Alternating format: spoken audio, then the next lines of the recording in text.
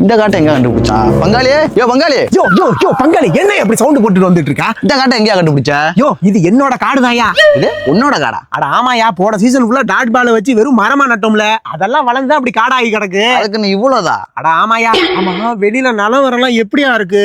நிலவரம்லாம் கலவரம் ஆயிட்டு வெளில போயிடாத, உன்னை போட்டுருவாங்க. இந்தா சாப்பாடு சாப்பிட்டு இங்கே உட்காந்துரு. அது தெரிஞ்சுதானே வெளியில போகாமே கிடக்குறேன். ஆமா, நீ தனியா தானே வந்த, வேற யாரும் உன்னை பாத்துறலையே? தனியா தான் வரலான்னு இருந்த பங்காளி. வேற காடுகிட்டுன்னு சொன்னியா, அதான் நம்ம தம்பி அழைச்சிட்டு வந்தேன். எந்த தம்பிய? நம்ம தம்பி தான்.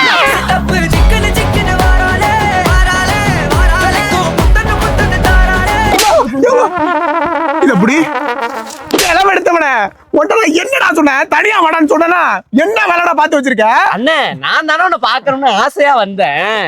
தம்பி எனக்கு அந்த ஆசை இல்ல தம்பி, தயவு செஞ்சு புரிஞ்சுக்கங்க. என்னடா ஆனா தெரிஞ்சே பண்ணிருக்க பாத்தியா? அங்கிட்டு திரும்பலாம் சிரிக்கிற, தெரிஞ்சுதான் பண்ணிருக்க. வாங்க நம்ம வெளியில போவோம். இல்ல தம்பி, நான் வெளியில வர ஐடியால இப்போதைக்கு இல்ல. 3ஆம் தேதிக்கு அப்புறம் தான் வருவேன் உன்கிட்ட போன்ல சொல்லிட்டேன்.